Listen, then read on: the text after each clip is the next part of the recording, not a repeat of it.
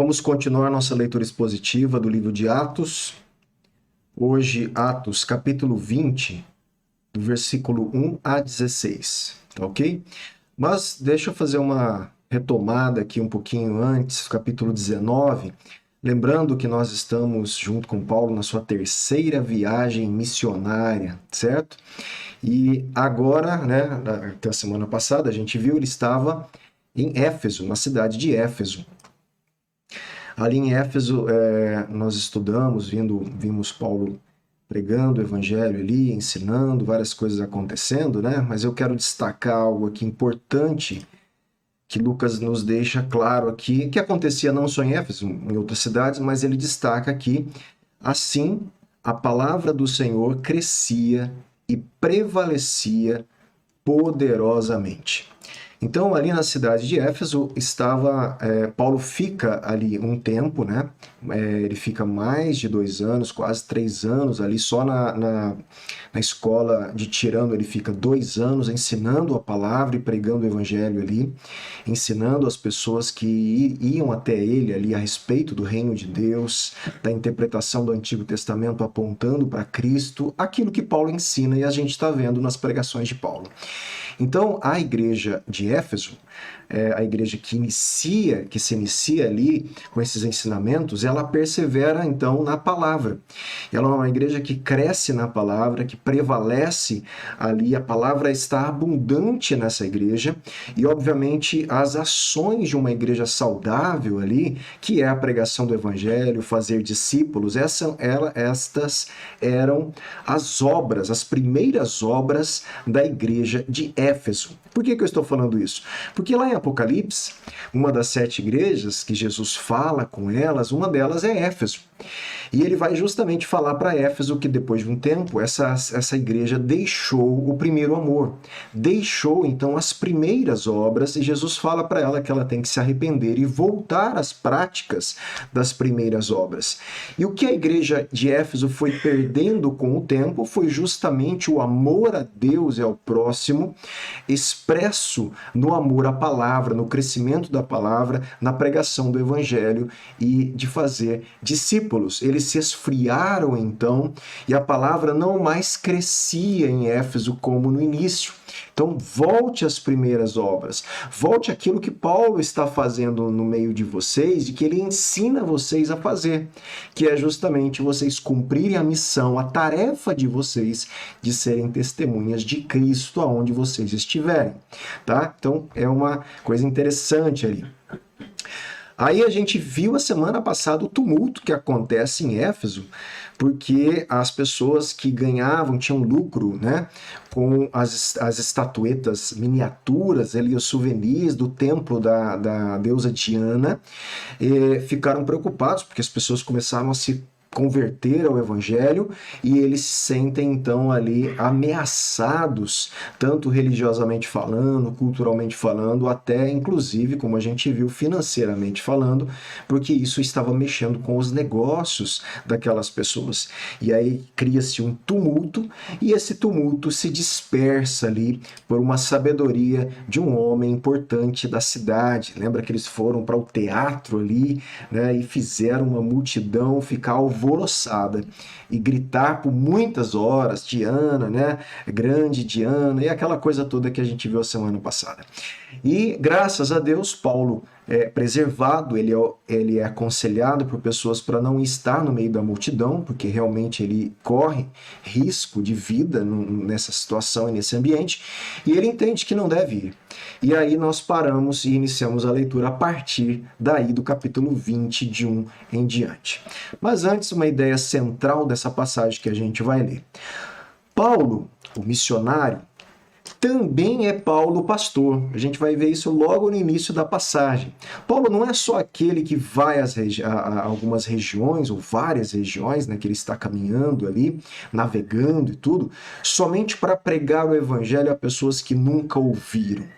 ele volta aos lugares também para fortalecer os irmãos, para continuar ensinando, fazendo-os crescer no conhecimento de Cristo e corrigindo as questões da igreja. Então, ele não é só um missionário no sentido de ir para pregar o evangelho a pessoas que nunca ouviu, mas ele também tem um viés ali, um coração de pastorear essas pessoas que conheceram o evangelho através dele, através da sua obra ali missionária. Então, que faz todo o possível para consolar e exortar pessoalmente as igrejas que ele fundou em uma extensa região geográfica. Não só pessoalmente, como a gente já viu, mas também por cartas, quando ele não podia estar presente. Vamos lá para o texto aqui em contexto. Em 19:21, Paulo declarou sua intenção de visitar novamente a Macedônia, a atual Europa. Lembra que eu falo aquela região de Tessalônica, Filipos, né? Essa Bereia, essas igrejas estão na região da Macedônia. E depois de passar quase 3 anos em Éfeso, voltou às igrejas que havia fundado em Filipos, Tessalônica, Bereia.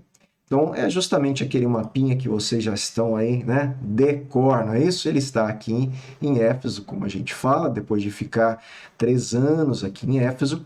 Ele tem um interesse de voltar, então, à região da Macedônia, aqui em cima. Visitar, revisitar, né, as igrejas de Filipos, olha lá, ó, Tessalônica, Bereia, tá certo? Lucas apresenta apenas um breve relato desses reencontros e resume-os como falando muitas palavras de encorajamento. A gente vai ver isso, tanto na despedida de Paulo dos Efésios, como em seu reencontro com os macedônios. O encorajamento é dirigido aos crentes e pode incluir a oferta de consolo e exortação espiritual. As cartas de Paulo aos filipenses e aos tessalonicenses são modelos dessa combinação de incentivo e apelo pastoral, né? E apelos pastorais ali que a gente vê nas cartas de Paulo a essas igrejas. Então, vamos lá, versículo 1 do capítulo 20. Cessado o tumulto, lembra? O tumulto que aconteceu ali em Éfeso, Paulo mandou chamar os discípulos e tendo-os encorajado, então ele faz o seguinte, né? Antes de partir de Éfeso, sair de Éfeso e ir para a região da Macedônia, ele fala, ó, chame todos os discípulos, deixa eu fazer uma reunião, convoca uma reunião com os discípulos. Para que Paulo faz essa convocação? Para encorajá-los, né? Encorajá-los na fé, encorajá-los a permanecer em Cristo, encorajá-los a continuar dando testemunho do Evangelho, encorajá-los a viver a vida cristã, encorajá-los a cumprir a missão deles, né? Depois de encorajá-los, ele despede desses irmãos e vai para Macedônia. Isso está acontecendo aqui, como eu acabei de dizer, ó. Ele está em Éfeso, cidade de Éfeso, convoca os discípulos aqui, encoraja-os e ele parte agora em direção. Você vai ver que ele passa por essas cidades aqui, ó, tá vendo? Não é relatado neste momento, mas ele passa aqui até chegar à região então da Macedônia. Olha lá, e foi para a Macedônia. Havendo atravessado aquelas terras, de novo, o que ele está fazendo? Fortalecendo os discípulos com muitas exortações, ele dirige-se agora para a Grécia. Então você vê que Lucas relata de uma forma muito breve, né? E o que está acontecendo nessa parte da viagem especificamente é que Paulo está fortalecendo aqueles que já eram convertidos. Fortalecendo os discípulos, encorajando os discípulos, exortando os discípulos, tá? Então ele faz essa viagem aqui, por esse período que ele está passando aqui, ó, saindo de Éfeso e vai subindo, Todas essas regiões que ele vai passando, Neápolis, Filipos, já a região da Macedônia, né? Anfípolis, tá vendo? Apolônia, a gente, né? Tessalônica, Bereia, ele vai fazendo o quê? Fortalecendo os discípulos, exortando, encorajando, com tudo isso que a gente acabou de falar. E ele vai, então, para a região aqui de baixo, que é a região da Grécia. Corinto fica na região, então, da Grécia, de Acaia aqui, né? Essa região aqui de Mitilene, perdão, do lado esquerdo aqui é a região da Grécia, tá certo? Onde ele fica ali na Grécia, permanece 3 meses na Grécia. Quando ele estava para embarcar, então, de repente, Paulo decide voltar para a Síria. Quando ele fala, e antes de ir para a Síria, lembra que ele queria passar em Jerusalém. Então, antes dele embarcar rumo à Síria, Síria, gente, é justamente aqui, ó, é a base missionária dele, lembra? É aqui, ó. Olha lá a Síria, tá vendo? Aqui, ó, Síria, é a Antioquia, é a igreja que Paulo é membro. Paulo é membro da igreja da Síria, tá certo? Então ele quer voltar à Síria, ele quer voltar à sua base missionária, à sua igreja, né? A igreja que o enviou. Obviamente que lembrando, passando por Jerusalém antes, ele quer passar por Jerusalém. Então, quando estava para embarcar rumo à Síria, olha o que acontece aqui. Houve uma conspiração por parte dos judeus contra ele. De novo, alguns judeus empenhados em perseguir o evangelho, empenhados em perseguir Paulo, conspira contra Paulo. E, no momento, ele não consegue embarcar. Então, devido a essa conspiração, e por algum motivo aqui que aconteceu, durante essa conspiração, essa perseguição desses judeus, ele não consegue embarcar para a Síria. Ele volta para a região da Macedônia. Então, olha lá no mapinha de novo. Então, ele está aqui na região da Grécia. Tá? Opa, deixa eu melhorar aqui para vocês verem. Ele está aqui na região da Grécia. Daqui, né, de um porto aqui, provavelmente, ele queria embarcar para ir para Jerusalém, para a Síria. E por uma conspiração, ele não consegue. Então, ele tem que fazer um trajeto aqui, ó, você vai ver as setinhas aqui, ó, voltando para a região da Macedônia. Ele volta para essa região e faz todo o percurso aqui de volta, né? E acompanharam Paulo nessa viagem. Então, olha só, lembra que eu tenho falado, né, que durante essa viagem, essas viagens missionárias de Paulo, principalmente essa viagem, vai agregando, né, muitas pessoas vão ali se juntando, além de Lucas, Timóteo, Silas, né, que foi o primeiro ali, depois Priscila e Áquila, e ele vai deixando, vai distribuindo, né, comissionando pessoas para algumas regiões, como ele fez com Priscila e Áquila. Outras pessoas se juntam nessa comissão, nessa comitiva missionária de Paulo, como companheiros de Paulo.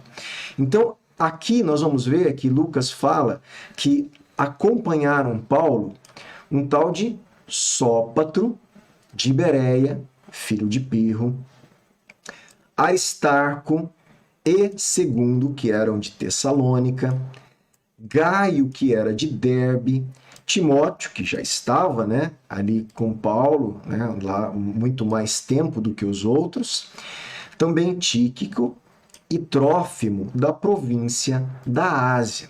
Então, está acompanhando Paulo aqui nessa viagem esses nomes que Lucas está citando, inclusive o próprio Lucas, que está na comitiva, tá certo? Só um momentinho aqui, deixa eu ver se tem alguma... Vamos ver aqui a minha anotação, vamos voltar um pouquinho aqui rapidinho. A Grécia provavelmente se refere a Acaia, como a gente viu, né? E as igrejas em Corinto e Cencreia. A navegação era interrompida durante o inverno e supostamente ele escreve sua carta aos romanos durante esse período. Ele explica na carta por que resolveu adiar a visita a Roma e ir para Jerusalém. Opositores judeus incrédulos, como a gente já falou, determinados a prejudicar Paulo, a silenciar sua mensagem, perseguem incessantemente. Lucas não fornece detalhes sobre essa nova conspiração que leva Paulo a alterar seus planos. O apóstolo escapou por pouco em várias ocasiões e agora ele evita, né, se expor a perigo desnecessário. Ele não tinha medo de correr perigo, mas ele entende que tem alguns momentos que ele não precisa se expor ao perigo, porque Deus não pede isso dele. Ele começa a aprender a escolher quais são os perigos que o Espírito Santo quer que ele esteja presente e quais ele não foi enviado. Então ele evita, não precisa, né? Em vez de navegar, então, diretamente da Grécia para a Síria, realiza por terra um percurso de mais de 700 quilômetros. Paulo está firmemente decidido a ir a Jerusalém para a Páscoa. E a referência a essa conspiração traz à memória a fatídica jornada de Jesus à mesma cidade. A Páscoa também foi a ocasião em que os líderes judeus tramaram matar Jesus, né? Então existe aqui uns paralelos entre essa viagem de Paulo a Jerusalém para a Páscoa e de Jesus voltando para Jerusalém, né? Não são paralelos exatos, como a gente vai ver, mas existe. Os paralelos não são exatos, pois Paulo não vai ser executado, né, em Jerusalém. Mas várias advertências que ele recebe podem lembrar o leitor de que, como no caso de Jesus, quem exerce o controle supremo sobre o destino de Paulo é Deus, e não conspiradores perversos, né? As advertências se tornam um teste da determinação de Paulo de ir a Jerusalém, apesar de saber dos perigos que ele ia passar ali. Isso a gente vai ler logo à frente ali, tá bom? Então, o pessoal está acompanhando ele aqui, né? Sópatro, Aristarco, Segundo, Gaio, né? Timóteo, Tíquico, Trófimo. Estes, olha o que Lucas escreve, nos precederam, ficando à nossa espera em Troade. Então essa comitiva parece que ela se divide, alguns sempre vão à frente preparando o caminho para Paulo chegar depois, né?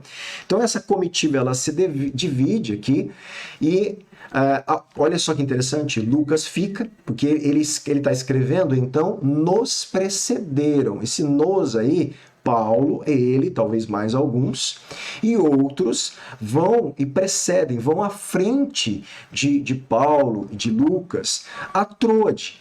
Troade fica nessa região aqui, ó. Olha lá, ele sai da Grécia, volta para Macedônia e esse pessoal vai esperar agora Paulo e Lucas e outros que ficaram aqui em Troade, nessa cidade chamada Troade. Depois dos dias dos pães sem fermento, navegamos, olha Lucas falando, escrevendo, né? Olha, depois do dia, né, da festa dos pães sem fermento, nós navegamos de Filipos e em 5 dias nos encontramos com eles em Troade, onde passamos uma semana ali. Então, olha lá no mapa, estavam em Filipos, aqui eles navegam, né? Tem um trechinho aqui, ó, que eles conseguem, não sei se dá para ver, mas que é possível a navegação aqui, e eles chegam a Troade, então, para se encontrar com esse pessoal aí que tinha ido antes, aonde eles vão ficar aqui, então, um período, né, um tempo de uma semana. Os nomes dos 7 companheiros de viagem de Paulo e de suas cidades de origem não constituem, né, uma lista aleatória. Obviamente que Lucas tem um propósito de citar estes 7 companheiros nessa viagem. Eles aqui, gente, representam, né, você vê que são de várias regiões, da Ásia, né, da Macedônia e tal lugar, né? E ele vai falando dos lugares onde essas pessoas são ali. Olha lá, vamos voltar para você ver aqui, ó. Olha lá.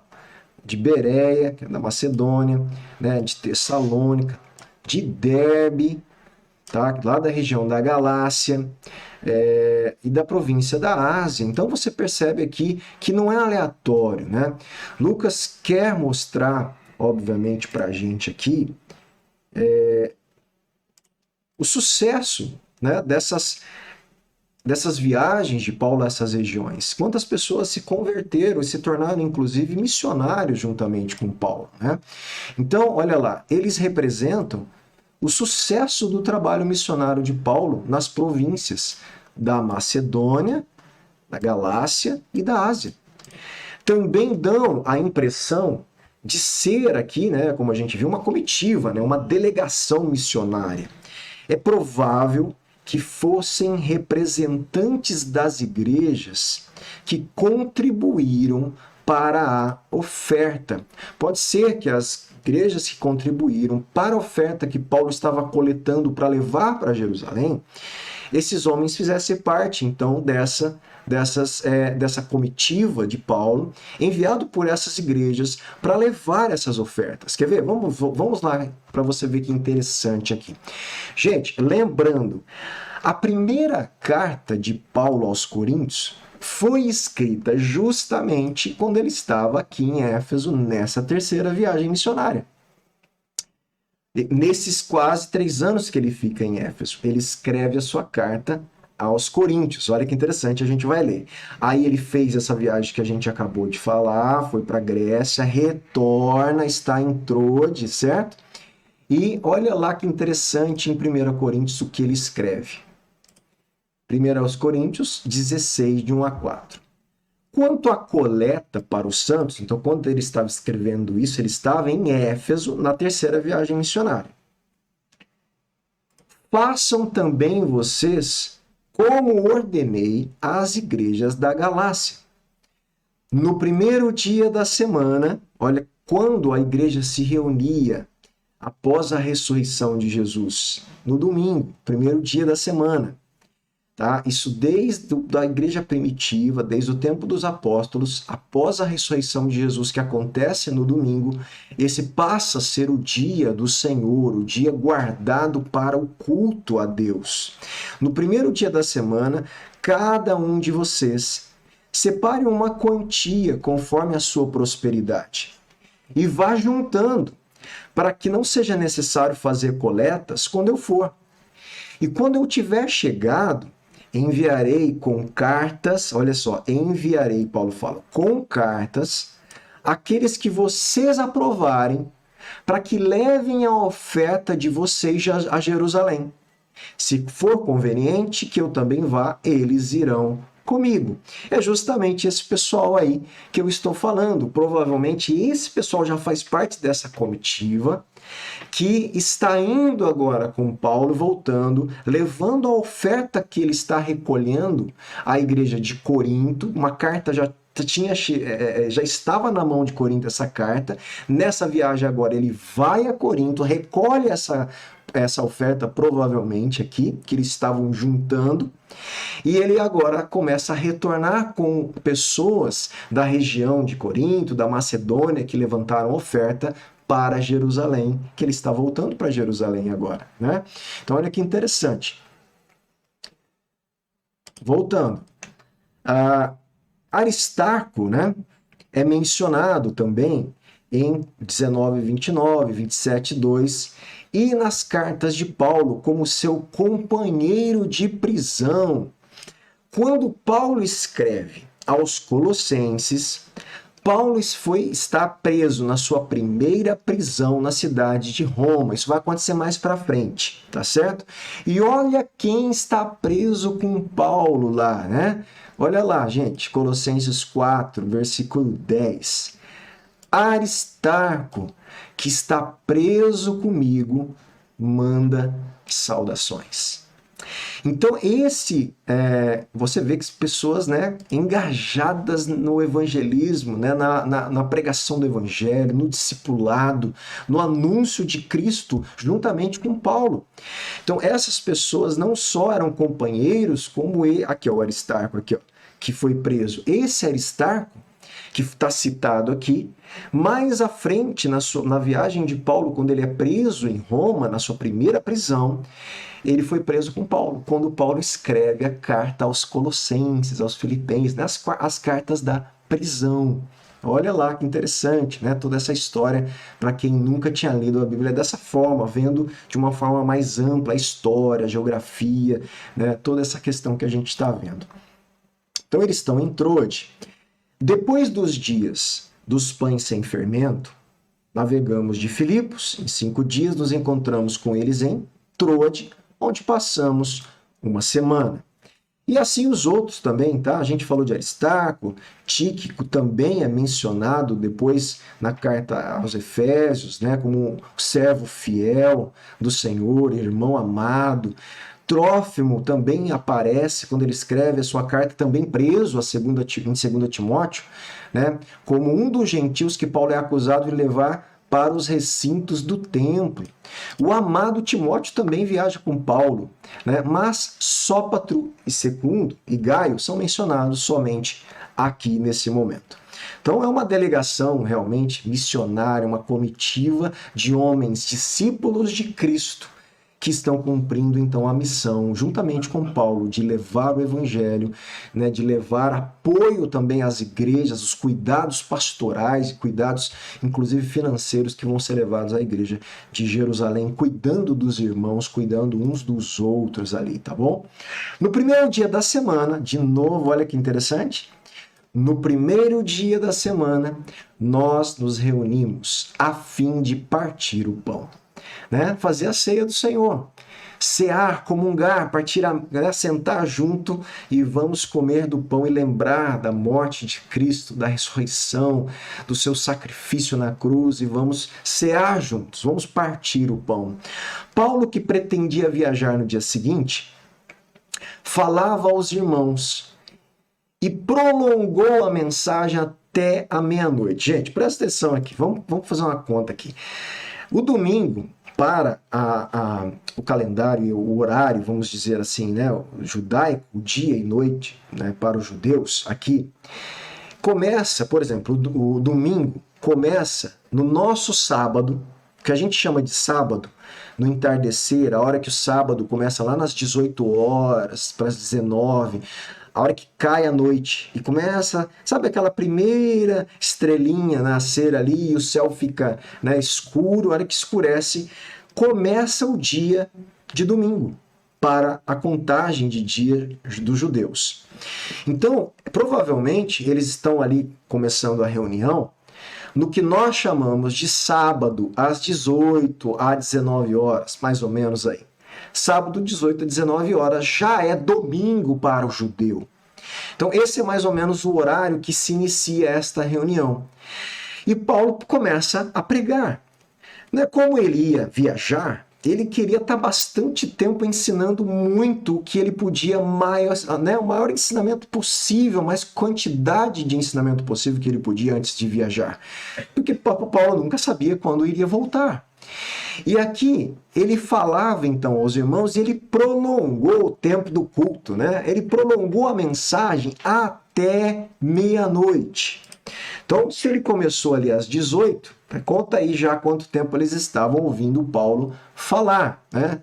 18, 19, 20, né? 21, 22, 23, 24, olha só, ele estava ali um bom tempo ouvindo a pregação de Paulo, tá certo? Só observação novamente que o fato de os cristãos partirem o pão juntos no primeiro dia da semana e não no sábado, mostra que eles se separaram da sinagoga e comemoravam a ressurreição de Jesus neste dia, inclusive fazendo a ceia do Senhor neste dia, partindo o pão. Então, havia muitas lâmpadas nesse lugar onde eles estavam reunidos, no cenáculo. Na verdade, a palavra grega para cenáculo, que foi traduzida cenáculo, eu não sei como que está em outras traduções, a gente podia até ver, deixa eu dar uma olhada aqui. Na Almeida, do século XXI, eu acho que a tradução é mais legal, da palavra original. Aposento superior, né, na Almeida do século XXI. Porque a palavra grega, é hiperon, que significa quarto num andar superior, aposento superior. Então, havia muitas lâmpadas nesse aposento, nesse salão superior, onde eles estavam reunidos.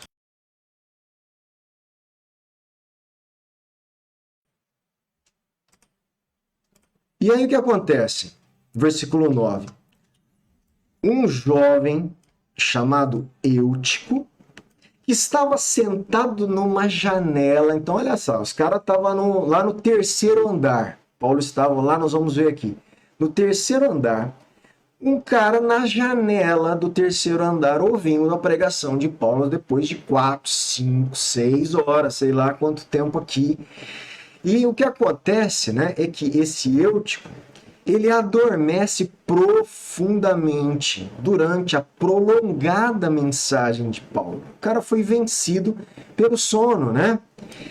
E ele, sentado, dorme na janela, meu irmão, tão cansado ali do jeito que estava, que o cara cai do terceiro andar. Vencido pelo sono, caiu do terceiro andar abaixo. Imagine o tropé, é como a gente fala, imagine o tropé que acontece com a igreja, meu irmão. Todo mundo correndo, né, indo para baixo. Meu Deus, Eutico morreu, caiu. Vamos ver o que aconteceu. Desce lá e... Voltando aqui, acho que o sinal tinha dado um probleminha. E aí, quando o levantaram, Eutico estava morto, né? O nome Eutico significa, né, afortunado, e provavelmente é um nome de escravo. Os escravos recebiam de seus senhores nomes, gente, que expressavam a esperança do dono daquele escravo por eles. Então, esse provavelmente era um bom senhor desse escravo. Ele queria que esse escravo fosse afortunado, né? Então dá um nome para ele de Eutico. Essa queda mortal do terceiro andar mostra que os cristãos haviam se reunido na sala de um prédio de apartamentos na cidade. Isso chama-se ínsula. É justamente o tipo de construção da época, essa ínsula. São apartamentos, então, que tem esses andares superiores. Era nesse tipo de casa, né, apartamentos aí da época, né, que eles estavam com Paulo reunidos. Mas Paulo desce também. E olha que interessante, Paulo inclinou-se sobre Eutico e abraça Eutico. Eutico provavelmente no chão, ali morto. Paulo se inclina, né, se deita quase sobre Eutico e abraça Eutico. Da onde Paulo tira isso? Vamos ver da onde Paulo tira isso? Vamos lá? Que interessante. Em 1 Reis 17, 19, nós lemos o seguinte, olha lá no Antigo Testamento, olha lá. Elias respondeu para a viúva ali, um filho dela tinha morrido, e aí Elias fala assim, dê-me o seu filho. Ele o tomou dos braços dela e o levou para cima, ao quarto onde ele mesmo se hospedava. Aí o que Elias faz? Deita o menino, né, sobre a cama. Então clama ao Senhor e disse, ó Senhor meu Deus, por que afligiste também essa viúva com quem me hospedo, matando o filho dela? E estendendo-se 3 vezes sobre o menino, deitando-se sobre o menino, clamou ao Senhor e disse, ó Senhor meu Deus, peço-te que restituas a vida a este menino. E o Senhor atende e o menino, então, ressuscita, né? Olha que interessante. Elias, depois de um tempo, né? Olha quem faz a mesma coisa. Eliseu, uma outra mulher. Do versículo 32. Quando Eliseu chegou à casa, o menino estava deitado morto sobre sua cama. Então ele entrou, fechou a porta e orou ao Senhor. Em seguida, subiu na cama e deitou-se sobre o menino, pondo a boca sobre a boca do menino, os olhos sobre os seus olhos e as mãos sobre suas mãos, e ficou encurvado sobre ele até que o corpo do menino aqueceu. Depois desceu, andou pela casa de um lado ao outro, voltou a subir, encurvou-se sobre ele. Então o menino espirrou 7 vezes e abriu o olho. Ressuscitou. Então, tanto Elias como Eliseu ressuscitam um menino, filho, né, de uma mulher ali, que eles tinham um relacionamento de hospedagem, né, de cuidado que essas mulheres tiveram com ele em algum tempo difícil. E é interessante que o ato de ressurreição acontece ali, não sabemos por quê, eu não sei te explicar. Talvez eu poderia até pesquisar melhor se tem algum sentido na mente hebraica isso, né? Mas óbvio que aqui eles recorrem à ressurreição de Deus, tá? O poder é de Deus, não é o fato deles deitarem em cima do menino. Mas é justamente esse o ato que acontece. Nós vemos Paulo fazendo isso também agora. Então, nós temos que entender que na cabeça de Paulo e de todos, o menino estava morto mesmo. Tanto é que ele faz um ato que Elias e Eliseu faz de ressurreição, de ressuscitar aquele menino. Então, quando ele fala que ele está vivo ali, é justamente a fé de Paulo que entende que ele não aconteceu aquilo para a morte. Exatamente quando Jesus fala numa situação, né, de uma pessoa morta, olha, ela dorme. E todo mundo sabia que ele estava morta. E aí Jesus ressuscita então aquela pessoa, né? Bora lá. Mas Paulo então desceu e inclinou-se sobre ele. Gente, depois de 4, 5, 6 horas de pregação, o menino cai da janela, morre. Paulo se debruça, provavelmente como a gente vê Elias, Eliseu fazer, abraça o menino e fala: não fiquem apavorados não, pois ele está vivo. Paulo sai, sobe e vai embora. Vamos subir, vamos continuar o culto, né? Subindo de novo, Paulo partiu o pão e comeu. E lhes falou ainda muito tempo até o amanhecer. E assim partiu. Então conduziram vivo o rapaz e sentiram-se grandemente confortados. Né? Então, Paulo já começou, vamos colocar lá às 19 horas, se atrasou um pouquinho a reunião, né? Depois do anoitecer. Depois lá para meia-noite, depois da meia-noite, esse menino cai. Paulo vai lá, ressuscita Eutico, volta e continua o culto, continua a cear, comer o pão do Senhor, continua a comunhão com os irmãos. E não só isso, né? Como ainda ele continua a falar com eles até, meu irmão, o dia raiar. Até domingo de manhã. Então começa no nosso sábado à noite, no nosso sábado às 18 horas, que para eles já é domingo, 18, 19, e vai até no outro dia, 6 horas da manhã. Tá? Paulo falando, ensinando, pregando. Pergunta se alguém foi embora. Pergunta se até aquele que estava com sono, né, e não conseguiu se conter foi embora. As pessoas queriam ouvir a palavra de Deus. As pessoas tinham fome do evangelho, da obra, da pessoa de Cristo. Eles queriam aproveitar o máximo o que Paulo tinha para ensinar, meu irmão. E é óbvio que com essa ressurreição aí, né, eles ficaram consolados, confortados, alegres, que não teve nenhuma tragédia ali, né? Eutico havia morrido e não apenas parecia morto. Assim como Pedro trouxe Tabita de volta à vida, Paulo traz Eutico. A ação de lançar sobre ele, a gente já viu, né? Tem um reflexo ali, né? Algo que acontece que é semelhante a Elias e Eliseu. Nós, porém, Lucas fala, nós, porém, prosseguindo, embarcamos e navegamos para Assos, onde devíamos receber Paulo. Então eles vão de novo, antes de Paulo, para uma outra cidade aqui chamada, aqui, ó, Assos. E ali eles vão esperar Paulo, porque assim nos havia sido determinado. Devendo ele ir por terra. Quando se reuniu conosco em Assos, nós o recebemos a bordo e fomos para Mitilene. Dali, navegando no dia seguinte, passamos diante de Quios, levamos mais um dia até Samos e um dia depois chegamos a Mileto. Paulo já tinha resolvido não aportar em Éfeso. Então Paulo resolve, ao voltar esse trajeto todo, não passar em Éfeso, uma cidade que ele tinha ficado quase 3 anos, gente.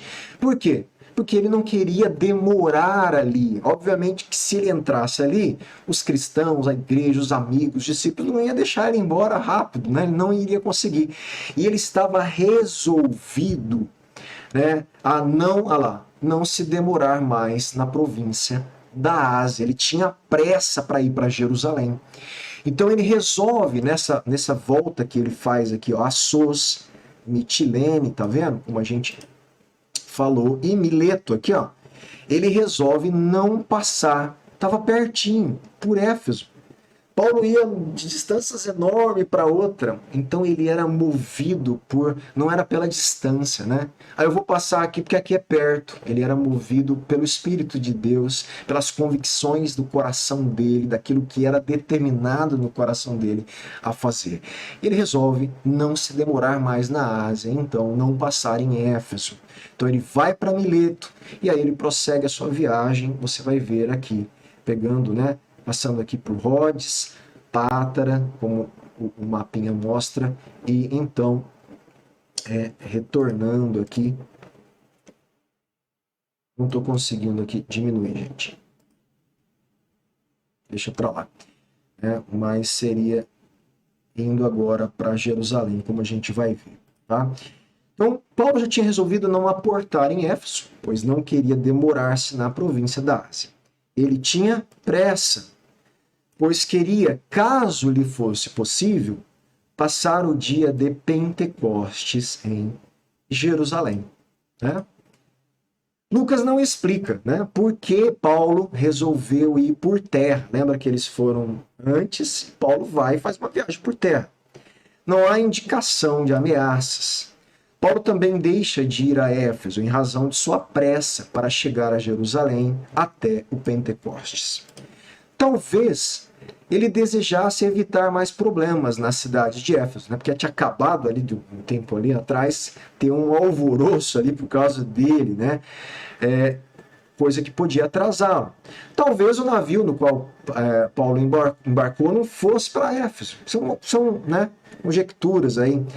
Mas é mais provável, porém, que não desejasse ser detido por obrigações sociais em relação aos muitos amigos que havia feito ali durante os 3 anos de ministério. Os companheiros de Paulo se encontram com ele em Mileto, 50 quilômetros ao sul, tá certo? E aí a gente vê, então, um retorno agora de Paulo a Jerusalém. Tá certo? A gente continua semana que vem a viagem de Paulo retornando a Jerusalém, tá certo? Mas vale lembrar aqui, então, o que Paulo está fazendo nessas viagens? Pastoreando os discípulos, pastoreando a igreja, exortando, fortalecendo, né?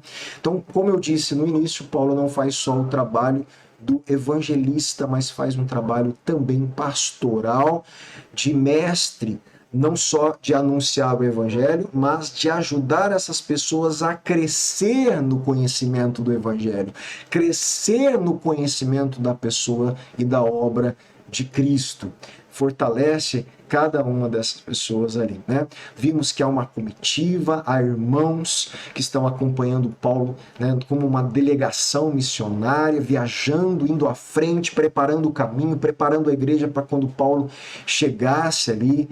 Então, vemos também as pessoas, Paulo pregando, né, muito tempo ali, né, nessa cidade onde acontece essa ressurreição de Eutico, tá certo?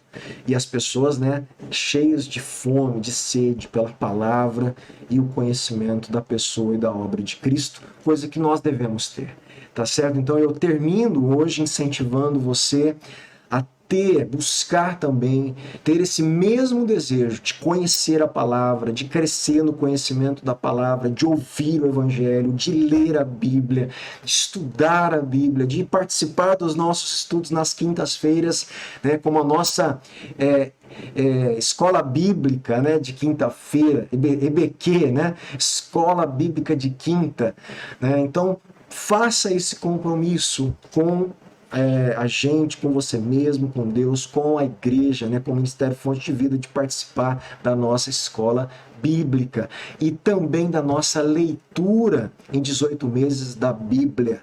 Perseverem, cresça nesse amor pela palavra, gente.